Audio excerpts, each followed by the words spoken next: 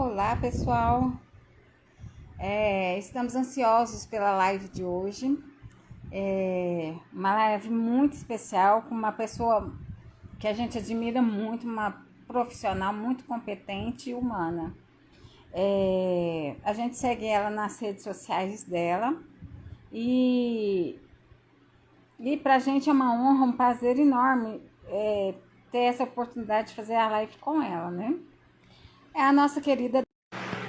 E ela já chegou.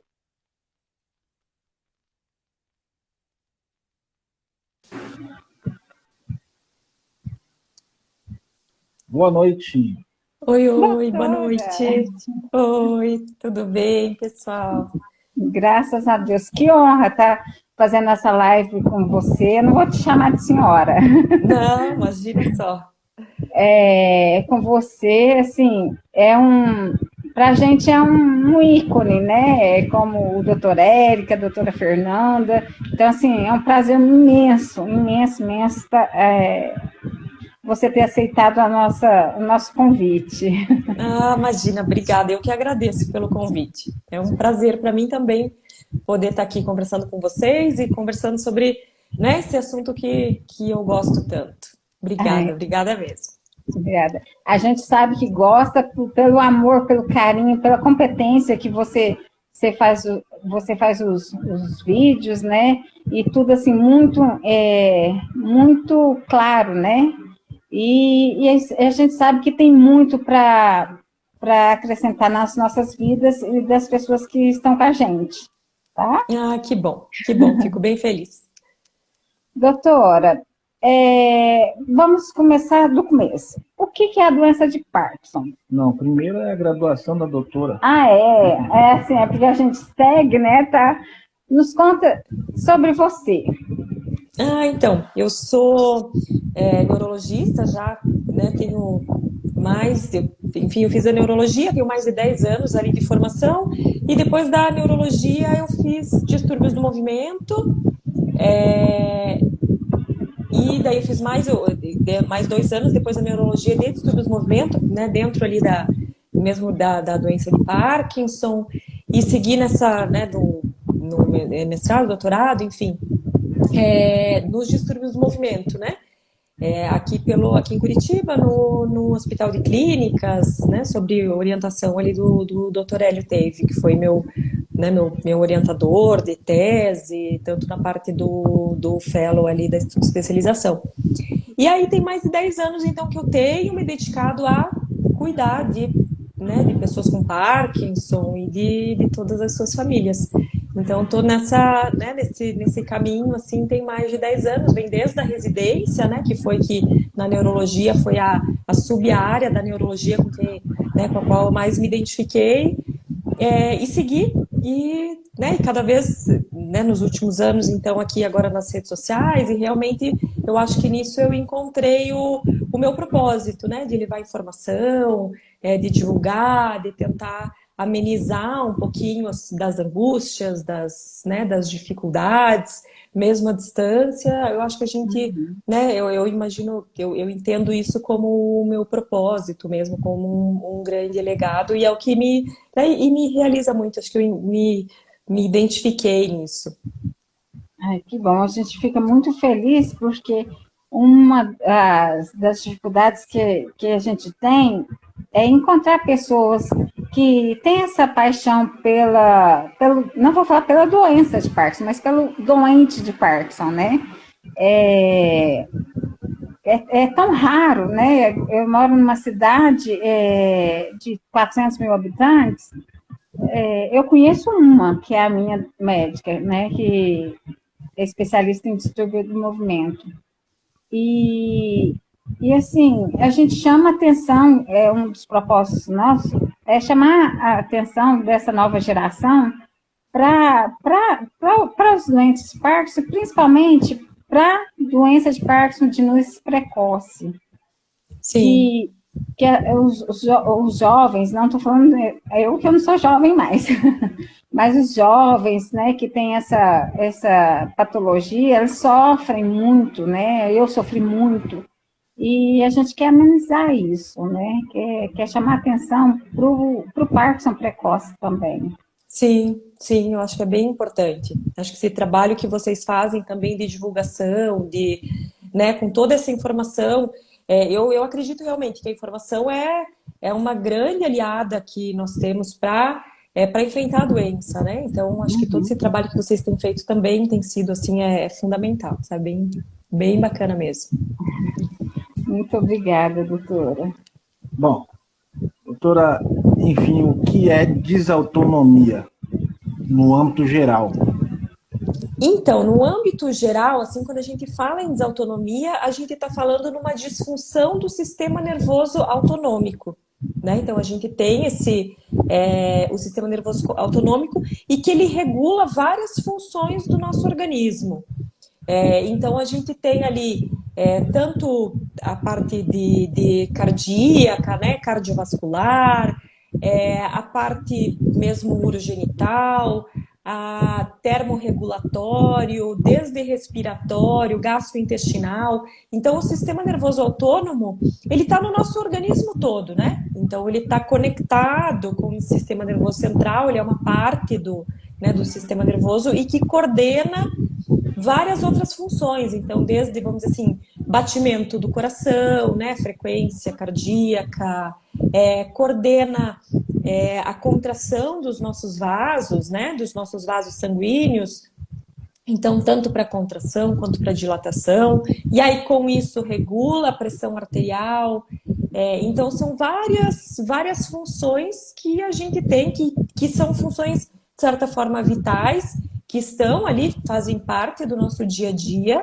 e às vezes a gente nem, né, no dia a dia mesmo a gente não se dá conta, né, mas o sistema nervoso autônomo, ele está toda hora funcionando para fazer contração do intestino, enfim, e a gente realmente não se dá conta disso. A gente vai pensar nele quando tem uma disfunção, né, então quando ele não está ali, não está funcionando direito, que está tendo algum desajuste no nosso sistema nervoso. E é um assunto tão importante para nós, né? E é pouco falado sobre a desautonomia, né? E eu achei muito interessante e essencial abordar esse assunto. Da live passada, que a gente fez com o Dr. Eric, ficou uma pergunta que me veio à cabeça quando você falou do batimento cardíaco. A pessoa perguntou se, por o coração ser músculo, se o Parkinson pode prejudicar os batimentos, o coração em si. Sim, na verdade, sim, porque eu recebi essa pergunta também, mas ele não afeta, o músculo cardíaco em si, né? Mas ele pode afetar, então, a parte do sistema nervoso autônomo que coordena o batimento cardíaco, né? Então, dessa forma, a gente consegue ver, pode ter alterações cardiológicas específicas, sabe? Que até tem um exame específico que a gente pode identificar. Então, através de uma cintilografia miocárdica, a gente consegue perceber essas alterações cardiológicas, né? Que são alterações bem específicas do Parkinson mesmo. Então, vamos dizer assim, tá com alguma dúvida de diagnóstico, se é a doença de Parkinson, se não é. Um dos exames que a gente pode lançar mão é uma cintilografia do coração com esse marcador, que é como se fosse um contraste, assim, mas né, não é exatamente isso, mas com esse marcador específico, que é o EMIG. Porque daí ele vai mostrar essas alterações ali alterações cardiológicas, mas decorrente de alterações do sistema nervoso autonômico, não propriamente da musculatura do coração, sabe? Então ele não vai dar o que dá no nosso músculo, não vai enrijecer o coração por causa da doença. Não vai enrijecer, não vai fazer, né, não vai provocar, vamos dizer assim, um infarto, alguma alteração cardiovascular, porque daí isso aí seria dos vasos, né? Então ele pode ter essa alteração ali da parte do sistema nervoso autônomo, que seria mais batimento cardíaco, né? Então, o que que a gente tem? A principal, se a gente então vamos pensar assim, das manifestações de desautonomia, né? Principalmente, assim, a gente tem várias manifestações. Quando a gente fala em desautonomia, por muito tempo se achava assim, que só quem dava desautonomia era a atrofia de múltiplos sistemas, né? Que é uma forma de parkinsonismo atípico. Então se falava assim, o Parkinson, a doença de Parkinson clássica, ela não provoca desautonomia, e quem provoca, então, se o paciente tem desautonomia, isso é igual a atrofia de múltiplos sistemas. Depois, com o estudo, né, hoje já se sabe que não, que a doença de Parkinson clássica mesmo, ela pode vir a se apresentar, a cursar com desautonomia. Eu vou falar todas essas alterações. Mas, basicamente, qual é a diferença? Como que a gente vai diferenciar, né? Para dizer, então, como é que eu sei se quando a pessoa tem atrofia de múltiplos sistemas ou quando ela tem a doença de Parkinson? Porque daí, na atrofia de múltiplos sistemas, essas manifestações desautonômicas, elas são muito mais exuberantes, sabe? Então, e elas já são bem ali no início do quadro. Já no início, às vezes são os primeiros sintomas que a pessoa tem, antes mesmo de apresentar os sintomas motores. Ou os sintomas motores começam e os sintomas de desautonomia eles já começam e eles são mais intensos. E aí tem algumas alterações específicas ali da parte de conexão entre os neurônios, enfim, que é um pouquinho diferente de um e do outro, né? Mas aí é bem específico, assim. Mas, a grosso modo, seria mais ou menos isso, né? Na atrofia de múltiplos sistemas, são sintomas bem mais, né, mais aflorados. Mas não, então, que não possa ter na doença de Parkinson também. Quem tem Parkinson também pode ter desautonomia. E aí, se a gente for falar de todos esses sintomas, né? O que a desautonomia provoca? As principais alterações são cardiovasculares mesmo. Então, né, da parte dos vasos e da parte cardiológica. E principalmente, então, a gente pode ter tanto uma resposta da parte de frequência cardíaca mesmo, anormal, né? Então, por exemplo, assim, a gente tem... se eu estiver sentado, eu vou ter uma frequência cardíaca em repouso, que é determinada frequência, e quando eu me movimento, essa frequência, ela aumenta, né? Então, meu coração, ele responde aumentando a frequência cardíaca. E aí a gente pode testar de uma maneira simples, o paciente sentado, e aí pede para levantar, e a gente afere a frequência cardíaca nesses dois momentos. Se o paciente tiver uma desautonomia, às vezes eu não vou ter esse aumento da frequência cardíaca no levantar, né? Então isso é uma forma que a gente pode avaliar. A forma mais comum e o que a gente mais vê na prática mesmo é a questão da pressão arterial, que são aqueles quadros de ter uma queda da pressão mais acentuada. Então, quando a pessoa se levanta. E daí a gente pode testar isso também no consultório. Então, como que a gente pode testar? Com a pessoa sentada ou deitada, a gente mede, né, afere a pressão arterial, e aí pede para a pessoa ficar de pé, né? Daí o paciente fica em pé, a gente marca mais ou menos uns 3 minutos, 3 a 5 minutos, e mede a pressão arterial quando o paciente estiver em pé. Então, a gente faz essa medida nos dois momentos. Quando que a gente considera, então, que o paciente tem, que a gente chama hipotensão postural, né? Que é uma queda muito acentuada da pressão arterial quando fica em pé. Quando a pressão, ela diminui mais, a pressão sistólica, né? Que é aquela mais alta, diminui mais do que 20 milímetros de mercúrio. Ou a diastólica diminui mais do que 10. Então, vamos supor assim, que o paciente está sentado e a gente mede a pressão dele sentado e deu 120 por 80, deu 12 por 8.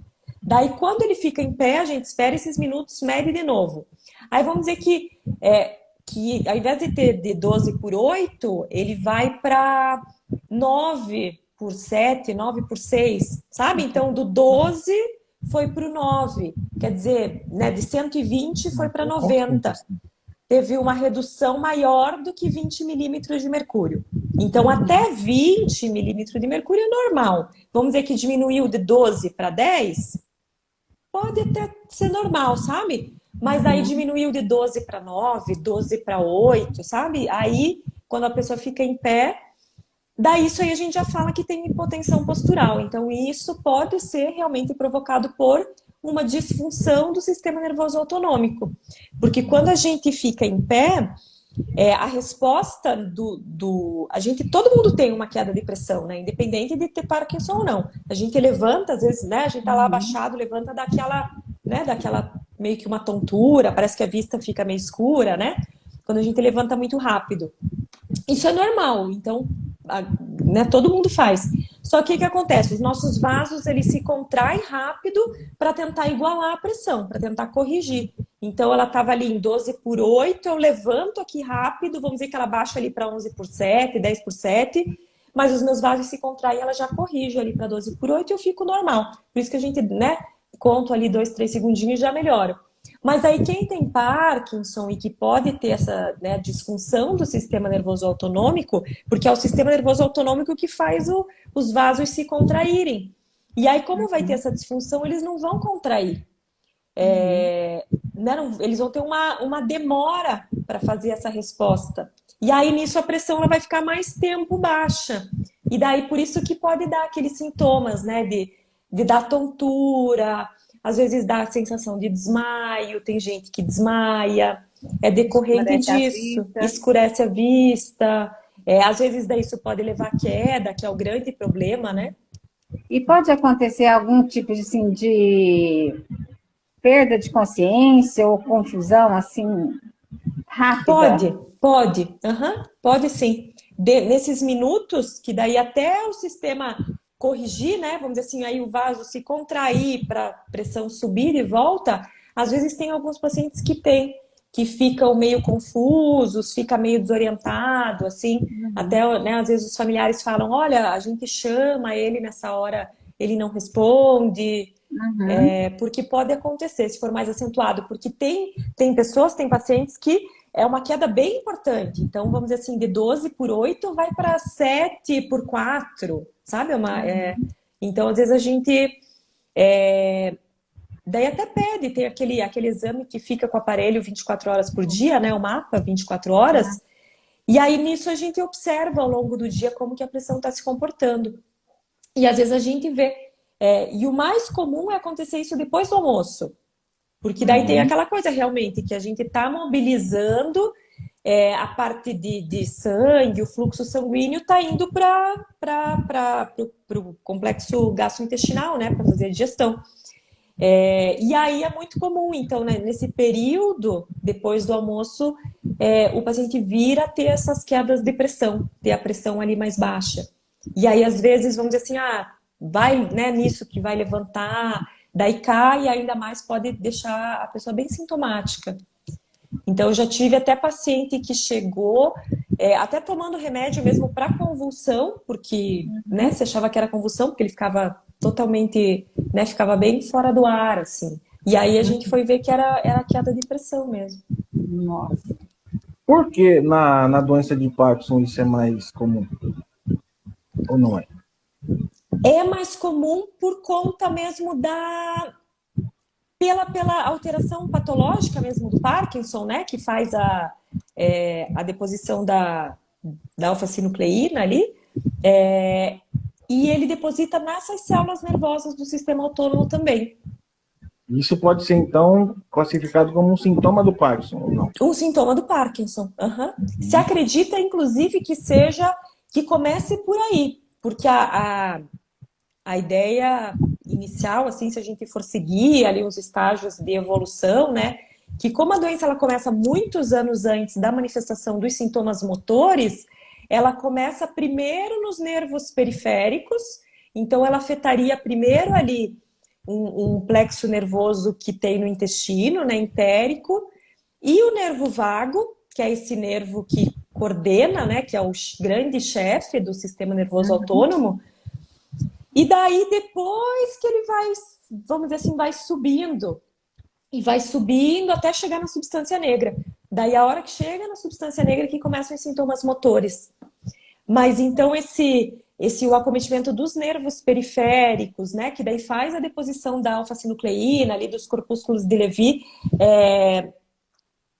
vai fazer nos nervos. Então faz no nervo vago, aí acaba lesionando esses nervos antes, isso até antes mesmo de pegar a parte da substância negra, que daí leva aos sintomas motores.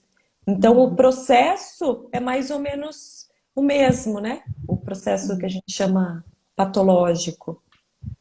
E a fadiga vem disso, mais ou menos, ou não? A fadiga, aí ela vem de uma outra área da parte do sistema nervoso central mesmo. Que daí afeta, né? Se acredita que está relacionada mais né, a sintomas do sistema nervoso central. Essa fadiga física, né? Ô, doutora, vou falar uma coisa que eu sinto. Quando eu não estou bem de Parkinson, estou em crise, a minha visão fica assim, horrível. Tem alguma coisa a ver com o Parkinson ou com a desautonomia? A visão propriamente dita não é comum, assim, realmente de afetar, sabe? Não é um sintoma comum. Às vezes pode ter até por efeito da medicação, o pramipexol, às vezes pode fazer alguma alteração, assim, de visão, mas não é um sintoma realmente comum. Às vezes, vamos dizer assim, se tiver até ou às vezes quando tem essas quedas de pressão, às vezes pode dar uns sintomas como se fosse de borramento visual, sabe? Mas aí não estaria relacionado ao off, né, propriamente dito. Mas a alteração de visão não é muito comum, assim, a gente perceber. Por falar em off, todo mundo confunde o off com freezing e vice-versa. O que é o off e o que é o freezing exatamente dito aí? Qual que é a diferença? Qual a diferença dos dois? O off, ele é quando está terminando ou quando termina o efeito da medicação, né? Então, vamos dizer assim, tomou a medicação, vamos dizer, o Prolopa, né? Dando como exemplo. Então, tomou o Prolopa dura ali 3 horas e a próxima tomada vamos dizer assim, o efeito do Prolopa terminou às 11 da manhã e a próxima tomada é meio-dia. Então, esse período entre 11 e meio-dia, que terminou o efeito da medicação, é o off, quando os sintomas eles ficam mais intensos, né? Então, daí volta o tremor, a rigidez, e aí, às vezes, no off, a pessoa tem travamento, né? Tem o travamento da marcha, que é o freezing. Daí, o freezing é esse congelamento da marcha. Então, é uma sensação que os pés estão colados ali no chão, né? Eles estão colados no chão e eles não... né? É difícil para iniciar o passo, para trocar o passo. Esse é o freezing. Mas nem sempre o freezing é de off. Então, esse congelamento da marcha é comum ele aparecer no off. Então, vamos dizer assim, passou o efeito do remédio, pode ter o freezing, né? Pode ter congelamento da marcha. Mas, às vezes, o freezing acontece no on também, sob efeito da medicação. E que daí é uma grande dificuldade, né? Para a gente tratar, assim. E a minha dúvida é porque, assim, há momentos que eu acho que é o on, o off, né? E de parar o corpo todo, sabe? De não conseguir mexer, sabe? Levantar o braço, falar. Nem o Prolopa dispersível, até para pôr na boca com canudo, é difícil engolir, sabe? Tem que ser, fica paradinho, sabe? É uma força, assim, incrível para não mexer nada. O que é isso? É o off? Pode, é um off. Porque, às vezes, o off ele pode ser inesperado também, sabe? Então, às vezes, o off, ele tá, na grande maioria das vezes, ele está relacionado ao efeito de final de dose, mas, às vezes, ele é um off inesperado. Então, que a gente fala que ele vem do nada. Então, tá ali no meio da dose e a pessoa ela entra em off. Pode acontecer também. Né? Então, às vezes... E não tem, às vezes, exatamente um motivo, assim, para isso. Né? Pode, às vezes, às vezes tá um dia mais intenso, né? Que mais agitado, né? Ou passando por algum nervoso, mas às vezes não, né? Ou às vezes não dormiu bem na noite anterior, enfim. Então, às vezes, pode vir esse off inesperado. E é tão estranho, doutora, porque eu estava em pé e não mexia, não conseguia sair, nem conversar. Foi parando, o corpo foi parando aos poucos, sabe? E de repente, pouco e rápido. Uhum. E o André foi me sentar. Então ele teve que fazer força para me colocar na cadeira. E no que eu sentei, o meu pé levantou, de tão rígido que estava. E eu não conseguia abaixar o pé. Ele teve que ir e fazer força para o meu pé ir para o Uhum. chão. Sim. Então às vezes realmente pode acontecer. Então é um off repentino, né? A gente chama de Aham. off inesperado, que tá fora do, né? Não tem relação com nada, assim, de falta de remédio, nada. Mas realmente pode acontecer. Doutora, outra pergunta que eu tenho é a respeito da motilidade, né? Do estômago, do Isso. intestino. Tem Aham. a ver com fugiu a palavra, A Desautonomia. desautonomia. desautonomia. Tem, tem também. Então é uma outra alteração que pode acontecer. Essa do, né, daí seriam as alterações gastrointestinais. Então a gente pode ter desde a questão da disfagia, que é a dificuldade de deglutição, né? Uhum. Também pode, né, estar relacionada ao sistema nervoso autonômico. Então essa dificuldade de deglutição, a disfagia também pode acontecer.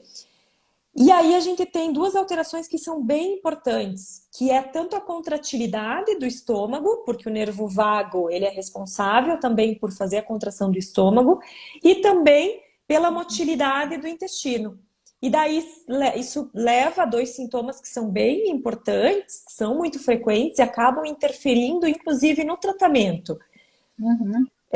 Porque daí essa perda, esse alentecimento da contração do estômago leva a um alentecimento da digestão, né? Isso faz com que a comida e o medicamento eles fiquem mais tempo parados dentro do estômago, né? Uhum. Que a gente chama isso de gastroparesia, né? Que é um alentecimento, então, ali da parte gástrica do estômago.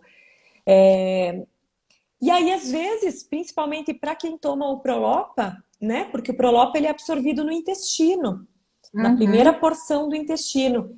E daí é ali que realmente está o grande problema, porque daí, às vezes o Prolopa ele fica tempo parado no estômago, porque o estômago ele não se contrai mais da forma que ele deveria se contrair. E aí, o que acontece? Então, vamos dizer assim, a pessoa toma o Prolopa às 8 horas, vamos dizer, toma às 8 da manhã, ao invés do Prolopa começar a fazer efeito em 20, 30 minutos, ele fica ali parado no estômago. Então, ele vai fazer Uhum. efeito depois de 1 hora e meia, 2 horas. Tem gente que fala que às vezes aquela tomada pula, né? Pulou o Uhum. efeito daquela tomada, não fez efeito. Então, isso está muito relacionado com né, com essa perda da motilidade normal do estômago.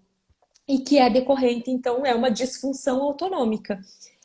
E da mesma forma a motilidade do intestino. Então, o intestino também já não se contrai mais da mesma forma e dá os sintomas de intestino preso, que é a constipação, né? A gente sabe Também é que decorrente disso. tem remédio para isso, né? Para essa motilidade. E quando esses remédios não fazem efeito mais? O Então, que assim, fazer? na verdade, o que a gente fala, até antes mesmo da gente pensar em medicação, para a gente contornar essa situação, a gente sempre pensa Alimentação. em mudar, exatamente, em mudar hábitos, né? Em alimentação. Então, por exemplo, assim, na alimentação,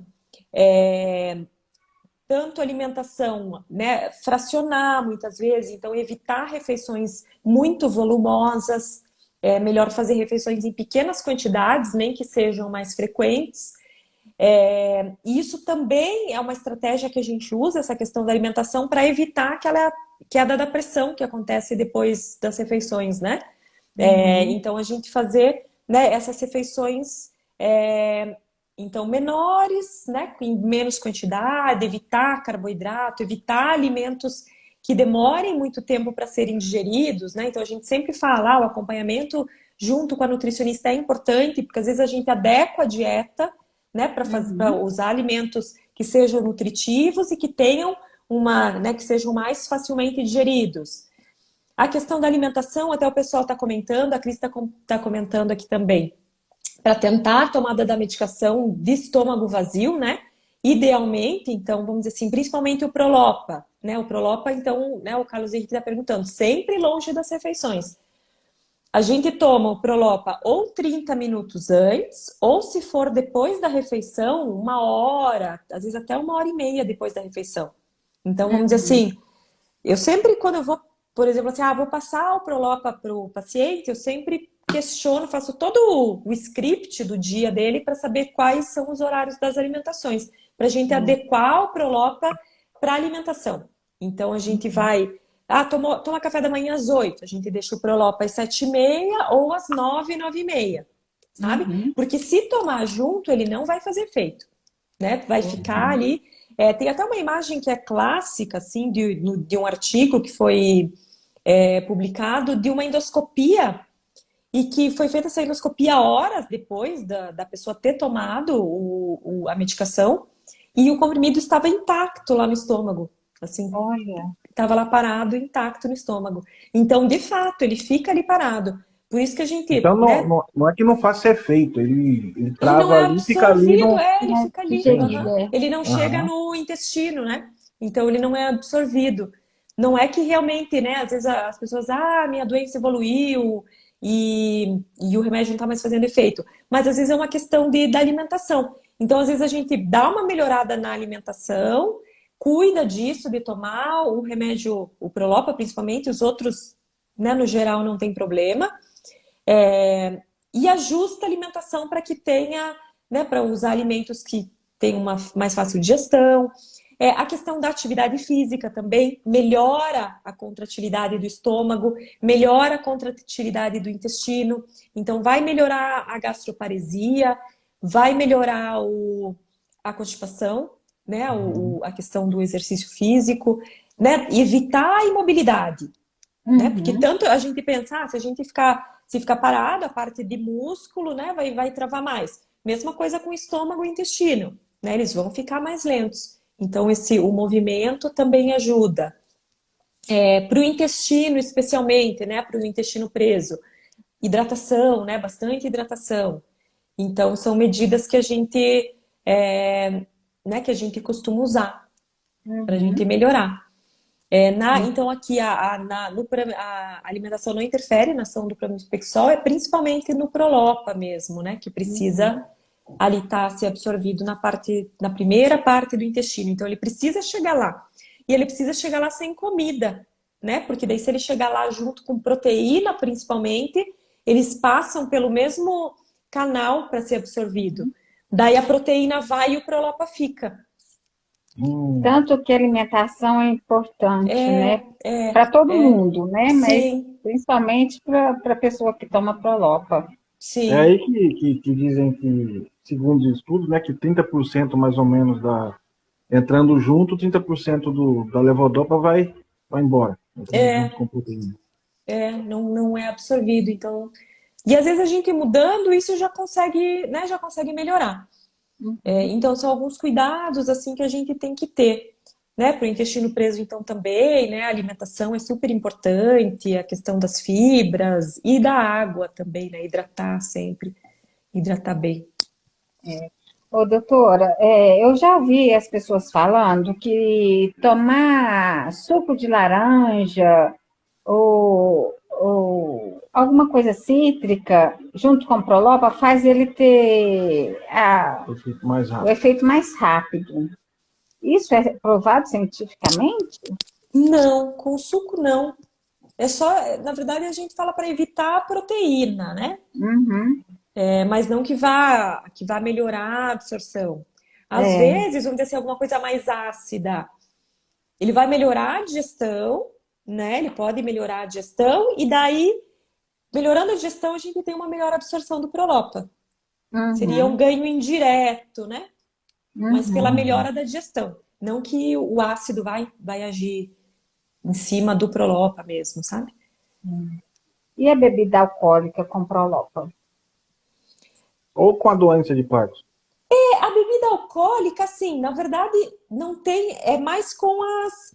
Porque às vezes ele pode acentuar alguns efeitos adversos, né, da medicação. Então, às vezes, o pramipexol, mesmo o Prolopa, eles podem provocar sonolência, né? Uhum. E daí, às vezes, a bebida alcoólica, ela acentua a sonolência. Seria mais esse o problema. Vamos dizer assim, aí tem os inibidores da MAO, que é a rasagilina e selegilina, e agora o Xadago, né? Então, se usados com bebida alcoólica, eles podem fazer um pico hipertensivo. Então, é outro cuidado, assim, que a gente tem que ter, né? Mas não que seja realmente, assim, contraindicado, né? Tá tomando, né, pelo Parkinson ou pelos antiparkinsonianos, não pode usar bebida alcoólica. Não tem problema, sabe? Se for pequena quantidade, eventualmente, não tem. Obviamente, a gente, né, não incentiva realmente nem em grandes quantidades e nem em muita frequência, para não fazer sobrecarga hepática, né? Já imagina, todos os medicamentos, eles acabam, né? Tem ali, vamos dizer assim, entacapona, se a pessoa usa entacapona, tolcapona, enfim, né? Ou por alguns outros medicamentos, faz uma sobrecarga maior hepática. Então, vamos poupar esse fígado, né? Mais a gente dá uma pequena quantidade, não tem problema, né? Só evitar realmente, se a pessoa tem uma sonolência, toma pramipexol, já tem uma sonolência excessiva, às vezes durante o dia, aí a bebida alcoólica ela pode acentuar, né? Então tem que ter esse cuidado assim a mais, né? Se às vezes eventualmente levar a quedas, né? Então são cuidados que a gente tem que ter nesse sentido, assim.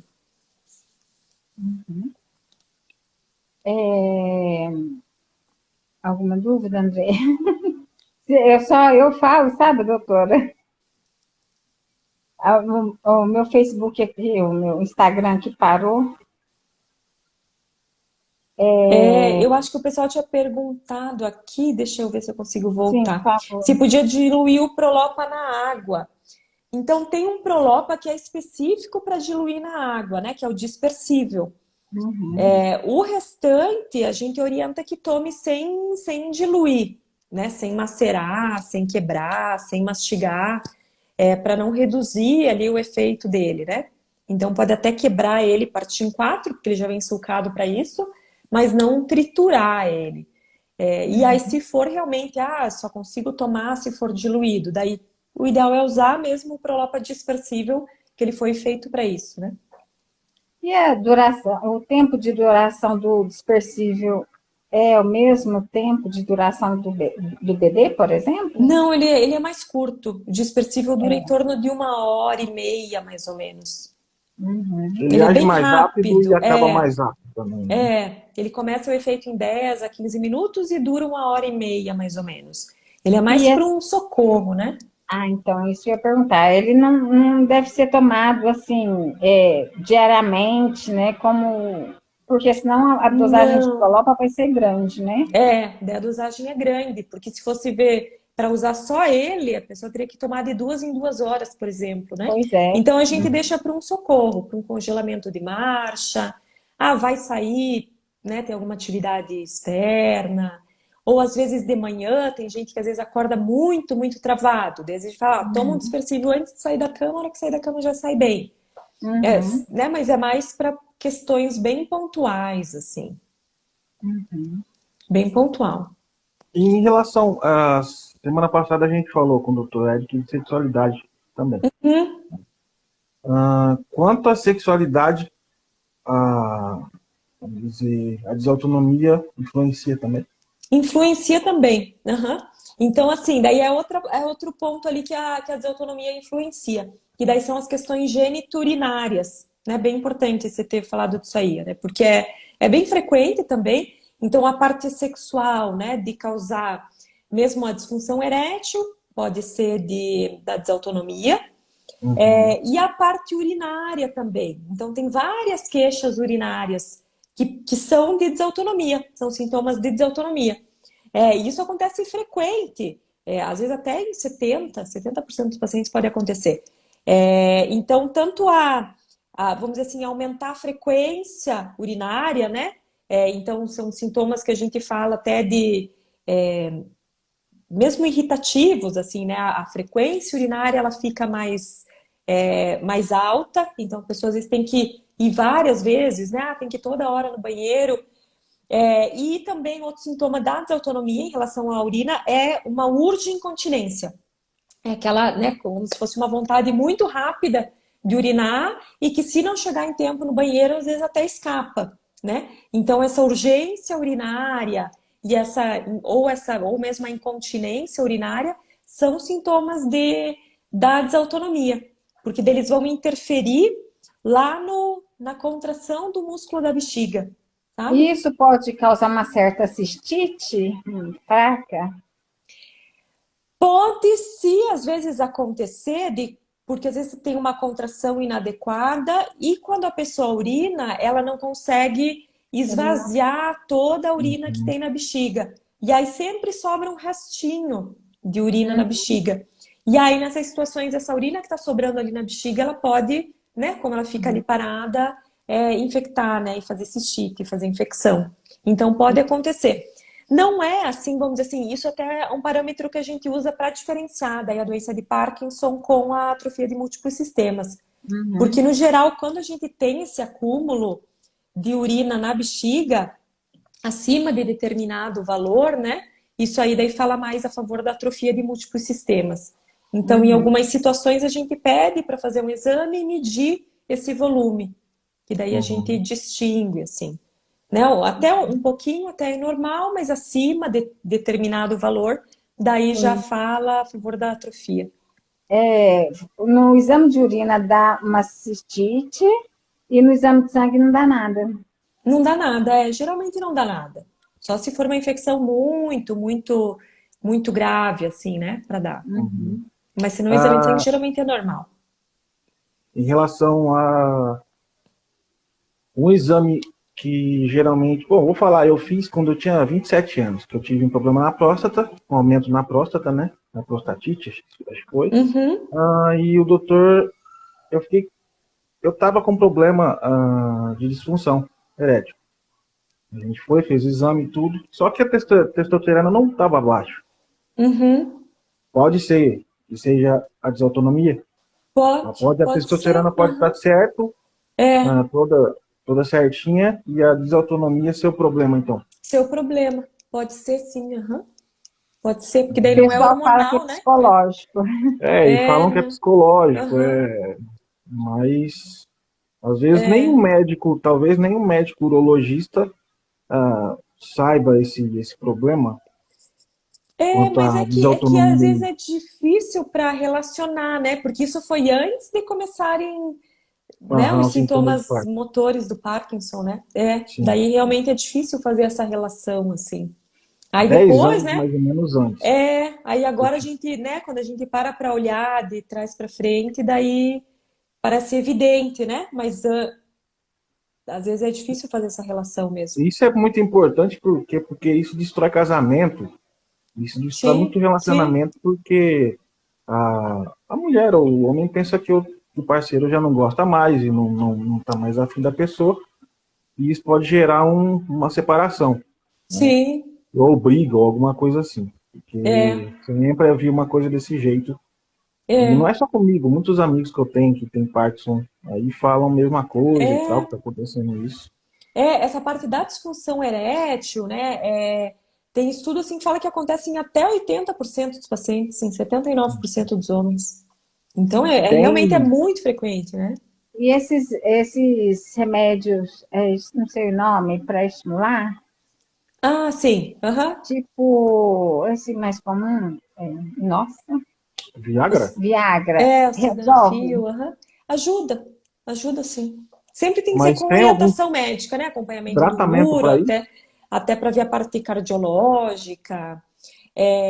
Acaba sendo sintomático, né? Então, mesmo com esses medicamentos, né, estimulantes, ou aí ver toda essa parte urológica, que nem você fez, sabe? Avalia com o urologista a questão hormonal, né? Porque se tiver uma disfunção hormonal, a gente pode, né, trata essa parte hormonal também pode melhorar um pouco. Então, é nesse sentido, assim, que dá para, né, que dá para tratar. A gente sempre faz a parte de disfunção, enfim, a gente sempre faz o acompanhamento faz em paralelo com o urologista também. Doutora, a Viviane perguntou sobre o HBS. Melhora quais sintomas? Por que é tomado à noite? O HBS, ele é para melhorar os sintomas do Parkinson mesmo, né? De rigidez, da lentidão dos movimentos, às vezes do tremor. Por que que a gente usa ele à noite? Porque ele é de liberação prolongada. Então ele dura, o efeito dele ele dura em torno de 8 horas, mais ou menos. Então, para as pessoas que têm, às vezes, muita rigidez à noite, que não consegue se virar na cama de um lado para o outro, ou às vezes tem que levantar durante a noite para ir no banheiro e não consegue levantar sozinho, tem que pedir ajuda de alguém, né? Então, nessas situações, a gente entra com o Prolop HBS à noite para ajudar esses sintomas noturnos e melhorar a mobilidade, né, da pessoa durante a noite. Se tiver se movimentando à noite normal, né, levanta da cama normal, tudo, a gente não precisa entrar com a medicação. A ação dele. Ação não. A ação, ela é mais forte ou um pouco menos do que o Não, é Prolopa mais BD? fraca. É mais Mais fraca. fraco, né? Ele é mais fraco. Ele dura Dura mais mais, tempo mas ele é mais e é fraco. mais Ele baixo. tem, a concentração dele é a mesma do BD, né? 100/25. Só Sim. que a liberação dele, como ele faz essa liberação prolongada, é uma liberação meio errada, assim, errática, sabe? Então ele não libera, né? Porque o BD ele libera, faz o pico e desce. Uhum. E o HBS ele libera mais ou menos contínuo, assim. Vai mais baixo numa sequência. Então, para Aham. alívio, porque daí as pessoas perguntam, mas então por que que não posso usar durante o dia? Porque daí eu vou tomar às 8 da manhã, ele vai me durar 8 horas. Porque ele não melhora suficientemente bem os sintomas Uhum. do dia, sabe? Porque ele é Uhum. mais fraco. É. Então, ele Pessoal não é aí tão potente para o dia. tem o Rick, Carlos Henrique, ele tá falando aí para tomar sildenafila. O citrado de sildenafila que é muito bom, só que tem que passar no médico antes, no urologista, É, porque tem sim. que talvez fazer um exame de coração, alguma coisa assim, porque aumenta a pressão, gente. Ô, Não doutora, dá para tomar por conta. eu estou aqui rindo porque a gente estava falando do HBS, é a nossa primeira live, assim, mas eu vou falar. Eu comecei a rir porque depois que eu comecei a tomar o HBS, parou o gemidão à noite. Quê? Gemidão à noite, porque cada hora que ia virar, Ah, ai, ui, melhorou. dói as costas, É, ai, aí vira, ui. A noite é. inteira gemendo, o HBS tirou isso. E aí melhora o sono, né? Melhora, passa E a a dormir gente melhor e tal. tem o HBS, acorda parecendo um robô, até a boca travada, tudo travada. Sim. Com o HBS, a gente geme menos à noite e acorda mais feliz. Ah, que bom. Quando ele tem boa utilidade, assim. Uhum. E quais os sintomas mais clássicos aí ou mais comuns, né, desautonomia? O mais comum mesmo é a queda de pressão. Acho que é o que é mais, assim, mais prevalente. E é o que incomoda bastante, assim. Porque daí a gente tem outros sintomas, vamos dizer assim, a questão da sudorese, então aquela sudorese excessiva também é uma disfunção autonômica. Oh, Essa sudorese é aquele calorão que É um transpira muito. suor e mesmo, aquele principalmente em negócio de cabeça, pescoço, assim. eu tenho muito determinada região do corpo esquenta, Uhum. esfria, esquenta, esfria. Isso Pode aí ser é disso. desautonomia.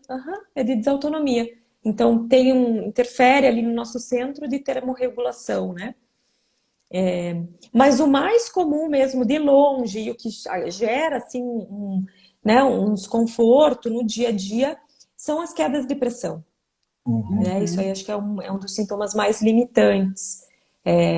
E aí a gente tem essa dificuldade realmente de tratar, porque tem medicamentos que dá para usar para fazer subir a pressão, mas como o sistema autônomo né, ele não tá funcionando direito, então às vezes a gente faz essa medicação e daí a pressão sobe muito, sabe? Uhum. Então não é que ela vai subir só num nível que fique para a pessoa ficar sintomática, mas às vezes ela vai lá em cima, vai para 18, 20, 22. Então, usar o medicamento é difícil. A gente acaba tentando essas medidas, assim como eu comentei, né? Fracionando as refeições, tá sempre bem hidratado. Às vezes usar meia elástica ajuda bastante. Quando for levantar, já levantar mais devagar, não levantar de forma abrupta.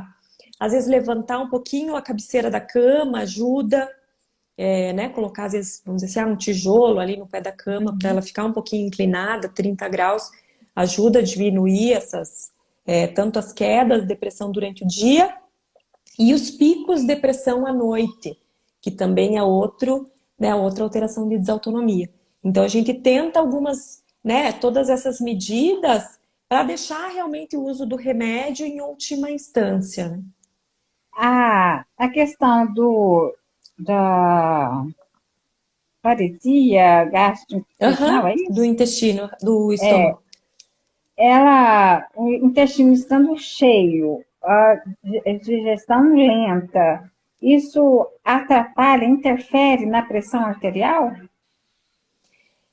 Ele vai interferir naquele momento da digestão mesmo, né? Porque daí o fluxo sanguíneo ele vai estar ali na região do estômago, intestino, né? A maior concentração de sangue vai estar ali para tentar fazer a digestão.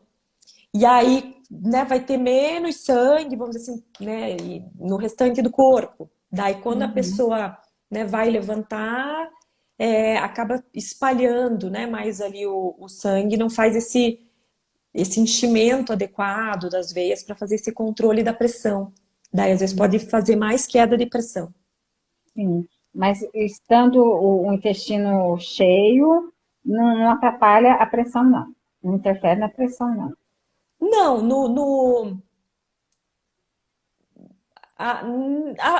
assim, no restante do dia, vamos dizer assim, se estiver longe da refeição, né? Daí não. É mais naquele momento imediato, né? Imediatamente após a refeição. Às vezes até 2 horas, né? Depois de 2 horas depois das refeições. Por isso que é bom uma tranquilizada, tirar um cochilo. De certa forma, sim, porque é um momento que, né, que você está mais, né, que a pressão geralmente cai, então é um momento que é bem-vindo, assim, para tirar um cochilo. A Jaqueline fez uma pergunta. Doutora Adriana, a Jaqueline, ela está fazendo parte de uma novela, novela da vida real. Doutora Adriana, neurologista é apto para diagnosticar deficiência motora ou somente ortopedista? Referente ao símbolo de acessibilidade do RG. O que aconteceu com a Jaqueline? Ela foi tirar o RG, o neurologista dela colocou o CID G20, né? E o pessoal colocou na carteira dela deficiência intelectual, não motora. E no laudo do neurologista, estava falando da limitação motora, entendeu? Só que eles falaram que é o ortopedista que vê isso. Eu acho isso assim, né? Disseram que o neurologista não é apto para dar um diagnóstico de deficiência motora. Sim. Pode dar também, sim. No meu caso, nem foi neurologista, foi um clínico. Sim, qualquer médico, na verdade, é apto, né? Agora que eu lembrei, E fizeram a identidade dela como deficiente intelectual. Pois é. Olha que absurdo. Sim, não faz sentido. E ela tá numa luta, coitada, que não é brincadeira por causa desse RG, porque acaba constrangendo ela, né, nas lojas, onde ela for como deficiente intelectual, né? Então, é uma pessoa nova, tem 30 e poucos anos, né? E precisa ser revisto isso sim. Sim, com certeza. O pessoal está pedindo a sua opinião sobre canabidiol. O canabidiol, assim, a gente tem, na verdade, tem vários estudos, assim, principalmente avaliando a parte de sintomas não motores, né, para dor, distúrbio do sono, mesmo para distúrbio de humor, né, para ansiedade. Então, eles têm um resultado satisfatório, né, tem um bom resultado. Para a parte motor, a gente ainda realmente não tem, assim, muito estudo ou que comprovem o benefício motor, né? Tem, assim, um estudo que foi conduzido, não foram com muitos pacientes, que eles tiveram uma melhora do tremor, mas para a parte de rigidez, da lentidão dos movimentos, não tem realmente estudo que a gente sabe que vai usar e vai melhorar. Então, isso varia muito de pessoa para pessoa, né? Para a parte de sintoma não motor, a gente sabe que, né, que tem esse benefício. Agora, para motor em si, varia bastante de pessoa para pessoa. Uhum. Então, eu tenho paciente usando que melhorou, né, que começou a usar e se sente bem melhor. E tem o paciente que não percebeu diferença, assim, não sentiu nem melhor nem pior. Então, vai muito dessa tentativa, né? Tentativa, né, usar e ver como que vai se sentir. Um detalhe, não é comum começar o tratamento de Parkinson com canabidiol, né? Não, não. A gente acaba usando ele assim como um coadjuvante, né? A gente faz o tratamento todo normal, né? Ali com o mesmo Prolopa, enfim. E aí pode usar ele como um a mais, né? Como uma alternativa, assim. Mas não é só ele, né? Uhum. O Rick fez uma pergunta que ele tirou da minha boca. Doutor, o canabidiol ajuda a visão que tá feia, viu? Na autonomia, Ah, na desautonomia, não. Ele não vai mudar, assim, não vai ter. Não vai mudar. pode ter piora? Não, às vezes ele pode interferir ali na pressão, mas não. Não vai. Geralmente não vai interferir. Uhum. Principalmente o principal ali efeito é de sonolência, né? Que é o principal efeito adverso, assim, do canabidiol. E um detalhe importante, doutora, fala pro pessoal, ah, tem muita gente que chega até nós e perguntando aonde eu compro canabidiol, como é que eu consigo canabidiol, e tem muita gente vendendo extrato de oliva aí, falando que é canabidiol. Tem que Para saber a poder falar sobre procedência, isso, né? Eu acho que é sempre, né, precisa com orientação médica, com prescrição médica, a gente tem alguns produtos disponíveis, né, já em farmácia aqui no Brasil, tem via importação, mas é sempre o mais importante é realmente a procedência, né? Porque aí tem muito disso de não saber qual é a procedência, como que foi feito, qual que é a concentração, né, um falso mito de que vai fazer efeito e aí não faz e a gente não sabe realmente por que que não fez, né? Uhum. Né? Porque a gente não sabe a qualidade do medicamento. Então, acho que então, principalmente pessoal, isso aí. não comprem canabidiol na internet. Sempre Hum. com prescrição e orientação do seu médico, né? Que daí a gente sabe da onde são fontes seguras. Apareceu para a gente uma informação que existe canabidiol, um comprimido óleo, em farmácia. Já tem, Lembra? já tem. Já tem Mas o só o óleo, CBD. só CBD puro, sem Ah, THC. Aham. uhum. Mas já tem. Ele é produzido aqui no Paraná, inclusive. A É, gente ficou assim surpreso com isso, né? mas é o CBD puro daí. Mas já tem disponível. Aham. Aí o CDB, CBD. né? CBD. Sem CBD. THC. Sem Ele, THC, aham. ele funciona para o Parkinson? Ele funciona também, e aí vai variar. Realmente varia, né? Daí os efeitos ali vai variar de pessoa para pessoa. Vai variar. Nossa, as perguntas não param, doutora. É, mas aí qualquer coisa, eu também fico à disposição, sabe? Se o pessoal, se ficou alguma pergunta, também podem me mandar. Eu sempre estou com a caixinha, né? Com a caixinha aberta ali no Instagram, aqui no Instagram de dúvidas, né? Então também podem me mandar que eu também posso ir vou respondendo, vou preparando vídeo, eu vejo o que tem de dúvida mais frequente, né? Eu vou sempre colocando ali, vou preparando os vídeos, mesmo os vídeos do YouTube. Então também eu posso ir tirando as dúvidas. E até na próxima semana eu vou fazer, até para convidar já o pessoal aqui, nos dias 24 e 25 de novembro, que eu vou fazer, então vão ser 2 aulas, tá? Vai ser na quarta e na quinta-feira à noite, às 19h30. Então vão ser 2 aulas ao vivo também, para a gente para falar mais sobre Parkinson, sobre os sintomas não motores, Maravilha. sobre o diagnóstico do Parkinson. Então ali no meu Instagram, aqui na bio tem o link, né, para se inscrever, para daí a gente fazer, realmente vai, né, para o grupo que tiver inscrito, enfim. E aí a gente pode conversar mais e tirar todas as dúvidas. Vai ser fechado. Eu fico super à disposição. Vai ser fechado, então precisa daí estar inscrito. Mas é bem fácil, é só acessar ali o link que está na bio, né, que é maratona.juntospeloparkinson.com.br. E aí Então, é bem fácil para se inscrever. O pessoal para se inscrever. De manhã a gente vai ter uma live com a doutora Mariana Moscovitch. E ela vai falar sobre o canabidiol, sabe? Ah, que bacana.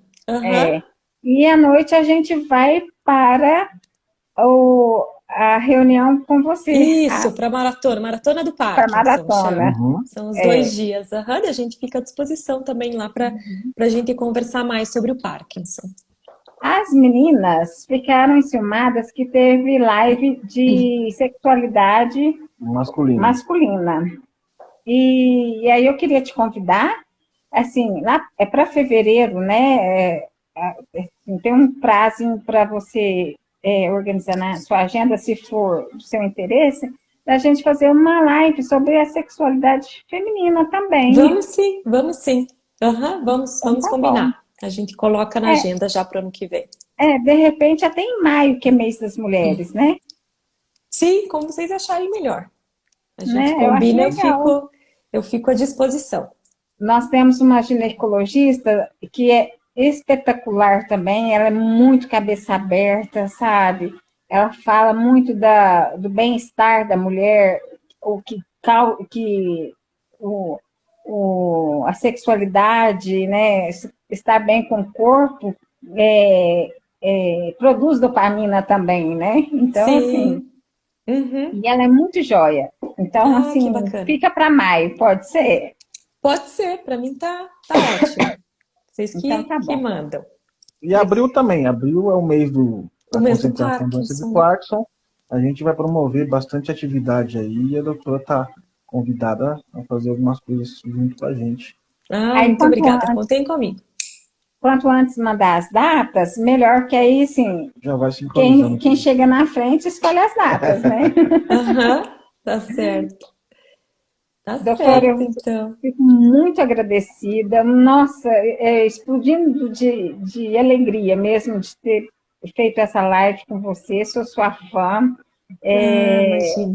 te admiro demais e agradeço em nome de tantas pessoas que acompanharam. Eu recebi o WhatsApp aqui de pessoas agradecendo que vão lutar pelos direitos delas.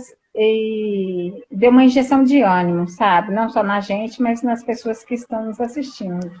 E outra coisa, doutora, onde o pessoal encontra a doutora para consultar e tudo? Pode fazer a propaganda que é bom. Eu tenho no meu site, então que é www.adrianamoro.com.br. Ali tem todas as informações já tem o link para o WhatsApp da clínica. Né, ali tem o nosso endereço, a localização aqui em Curitiba. Então tem todas as informações por ali. E eu estou sempre também aqui disponível pelo Instagram, no YouTube. Então é bem fácil. Qualquer coisa é só me mandar um direct também que a gente conversa. Tá joia. E seja bem-vinda ao Batera. Obrigada mais uma vez, gente, pelo convite. É um grande prazer, uma honra para mim. Obrigada também. Ricamente. Amém. Obrigado, vocês também. Boa noite, pessoal. E semana que vem, na quarta-feira, tem live de novo. Só que é de manhã. E à noite a maratona. A maratona. Com a doutora Adriana. Tá bom? Obrigada. Boa noite. Beijo, obrigada. Tchau. Boa noite.